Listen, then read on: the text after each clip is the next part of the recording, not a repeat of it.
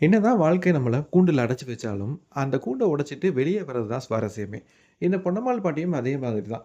எத்தன பிரச்சனை வந்தாலும் தன்னுடைய ஊறுகாய் பிசினஸ அடுத்த லெவலுக்கு கொண்டு போணும் அப்படிங்கிறதுல ரொம்பவே உறுதியா இருந்தாங்க. அன்னைக்கு அந்த கடைக்காரன் எங்கேயாவது போய் பிச்சை எடுக்க வேண்டியதானன்னு சொன்னதுக்கு அப்புறமா, பொன்னம்மாள் அவங்களுடைய ஆசிரமத்தில போய் ரொம்ப நேரம் அழுதுகிட்டே இருந்தாங்க. அவங்களுக்கு என்ன பண்றதுன்னே தெரியல. ஏன்னா, இதுக்கு முன்னாடி அவங்க இப்படி ஒரு அவமானத்த சந்திச்சதே கிடையாது. சரி என்ன பண்ணலாம் அப்படின்னு சொல்லி யோசிச்சுக்கிட்டே இருக்கிறாங்க.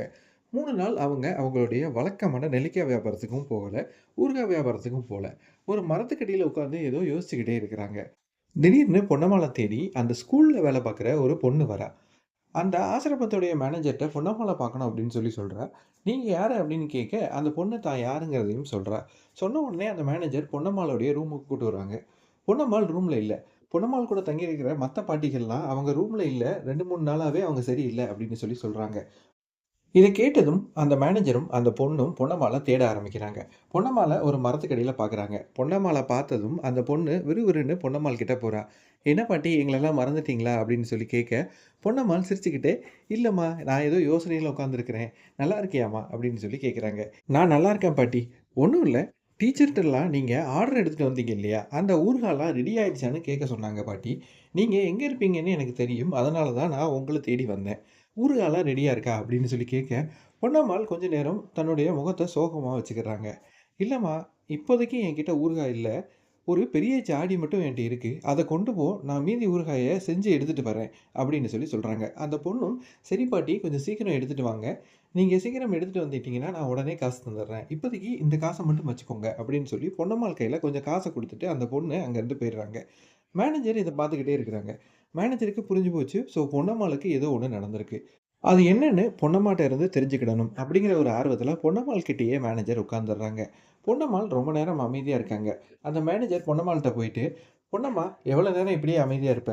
என்ன பிரச்சனை? என்ட்ட சொல்லு. நான் தீர்த்து வைக்கிறேன்." அப்படின்னு சொல்லி சொல்ல, பொன்னம்மாள் ஓன்னு அழ ஆரம்பிச்சுடுறாங்க. "இதுவரைக்கும் நான் இப்படி ஒரு அவமானத்த என் வாழ்க்கையில சந்திச்சதே இல்லம்மா. வெறும் ஊறுகாய் வியாபாரம் தான் பார்த்தேன். ஆனா, அதுக்கு அந்த பாவி என்ன பார்த்து இப்படி ஒரு கேள்வி கேட்டுட்டான்." அப்படின்னு சொல்லி சொல்ல, அந்த மேனேஜர் விழுந்து விழுந்து சிரிக்கிறாங்க. "ஏம்மா, என்ன பார்த்தா உனக்கும் கிண்டலா தெரியுதா?" அப்படின்னு சொல்லி பொன்னம்மாள் கேட்க, "இல்ல பொன்னம்மா, நீங்க ஒரு விஷயம் புரிஞ்சுக்கணும். இதெல்லாம் வியாபாரத்தில சர்வசாதாரணமா நடக்கும். இந்த மாரி ஆட்கள் தான் நமக்கு மிகப்பெரிய மோட்டிவேட்டராவே இருப்பாங்க. இவங்களெல்லாம் முந்தி ஜெயிச்சா மட்டும் தான் நம்மளால பிசினஸ்ல சாதிக்கவே முடியும். நீங்க தைரியமா இருக்க பழகணும் பொன்னம்மா.